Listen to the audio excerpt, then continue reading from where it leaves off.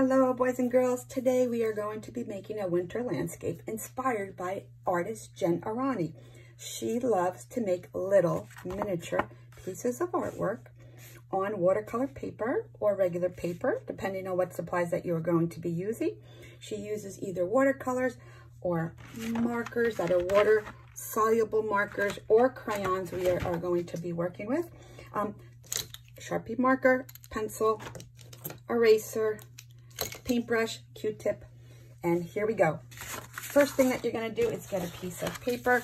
You're going to get something round that you can trace, either a lid, either a cute little plate that I have here. I'm going to put it down. I'm going to trace around my plate.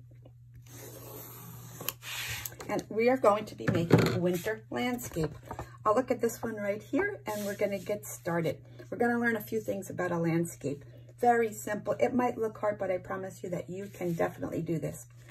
We're going to start with a pencil, and she draws exactly like I like to draw and what I've been teaching you to do. I'm going to draw lightly with pencil, and then we're going to go over it later on with a marker. So I'm going to start, okay? I'm going to start with a horizon line, and it doesn't have to be perfect. It doesn't have to be perfectly straight. Matter of fact, it's probably better that it's not. The next thing that we're going to be doing is the mountains that are in the background, okay? So if this is your horizon line, this is the foreground, midground, and background. We want to leave room so we can make our beautiful colored sky. So don't make your mountains all the way up too high, okay? We're going to start, we're just making some zigzaggy lines that are going to represent mountains, all right? Yours can look a little different than mine. They don't have to look the same. The next thing that we're going to do is we're going to be drawing what the mountain looks like, the face of the mountain, okay? Or the side, to make our mountain kind of look three-dimensional. So again, it's just an organic shape. That means it's not perfectly straight. It's not round. It's kind of zigzag because those mountains are a little rough up at the top, okay? And they're not perfectly smooth. The next thing that we're going to be doing is making some pine trees, winter pine trees. And they're very simple to do. You will not even believe it. But we want to make a little bit of movement in our landscape, okay? That shows you the snow and maybe the drifts. Any type of tree that we have in the foreground closest to us will be big, and anything far away will be small. So I'm going to start with a tree right here. And some people start at the bottom. Some people like to start at the top. It's totally up to you. The trees are not perfectly straight. They're organic. So I'm just lightly trying to make a tree that looks really realistic. It's not a perfect triangle. Maybe this tree is going to be kind of off the page and really close in the front. And maybe I'm going to start it about there. And my lines are just really kind of quick right now because I will be going over that with a marker. I'm going to put another tree over here. It's going back a little further, so it's going to be looking a little bit smaller because it's going back into the distance. All right, it's really a series of lines. Kind of looks like I'm scribbling, but really not. I'm just making the outline of my trees. Like Bob Ross would say, happy little trees. And these look really teeny tiny because they're really far away in the background. All right, and we are about done. Next thing I'm going to do is I'm going to grab my Sharpie marker. If you don't have a Sharpie marker and you just have a black marker, go for it. If you just have black crayon, you can do the same thing with your black crayon. I'm going to go over all of those little lines that I drew. And if you don't cover those lines and you kind of miss some of the pencil lines, don't worry. You're going to be able to erase any of those that you have. I'm going to do my horizon line. I'm going to do my little lines that are indicating the snow in the background, my landscape. I'm going to go around my circle. I like to hold my paper and keep turning it so that my hand is always comfortable.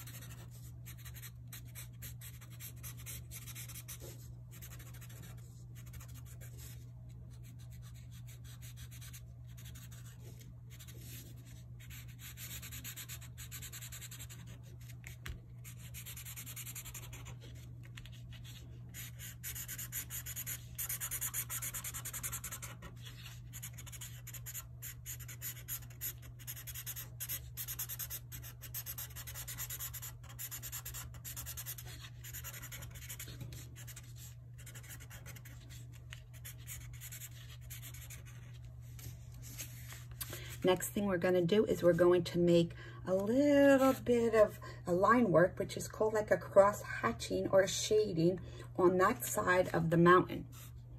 All it is a series of straight lines filling in that shape. Take your time.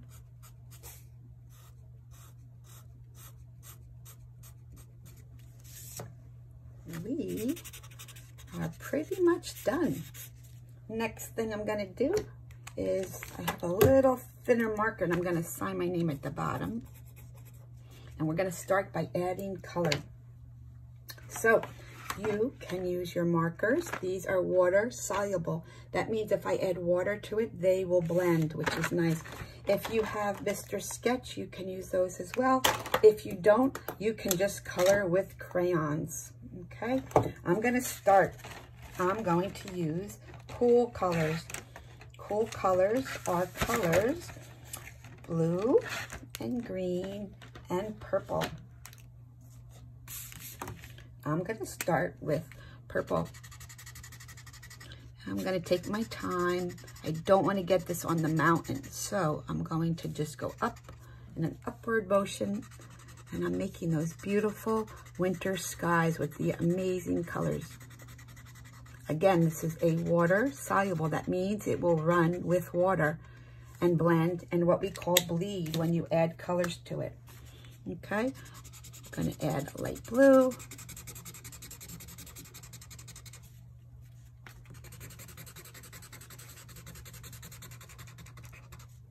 And I don't think I'm going to use green. I think I'm going to use the dark blue up at the top of the sky.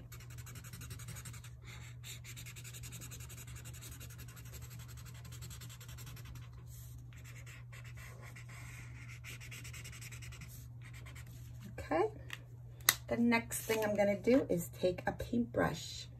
Okay, I have a little bit of water in a little container here. If you don't have a paintbrush, you can use a Q-tip. And look at that. It just makes that look like watercolors, and it's going to blend those beautiful colors that really is just markers together. Okay, look at that. Beautiful.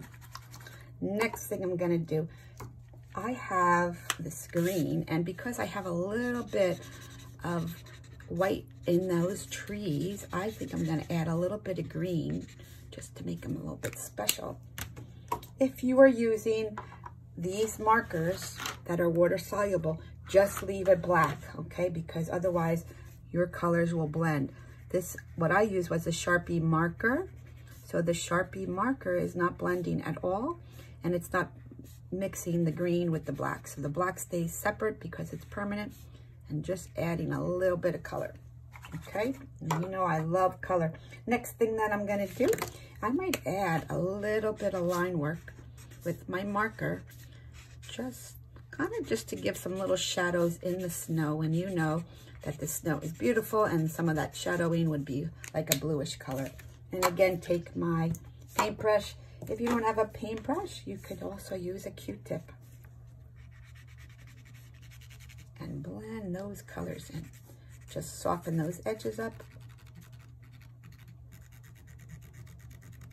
Some people even do this, and they take their marker and they use the cotton ball. You could see got it on here, and just spread it out a little bit, nice and soft.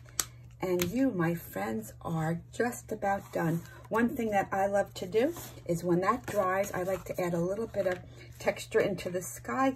If you have something that's called a white paint marker, you can add that, which I did here. Or you can just add a little bit of detail when it dries with a black marker.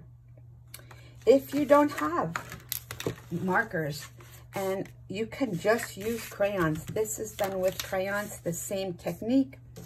All I did was color with crayons and not with any water and no markers. So there you go.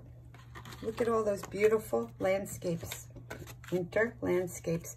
I can't wait to see what you do. And I would love, if you did one, maybe you want to try to do one that's in a rectangular shape. All right, my friends, have a great day.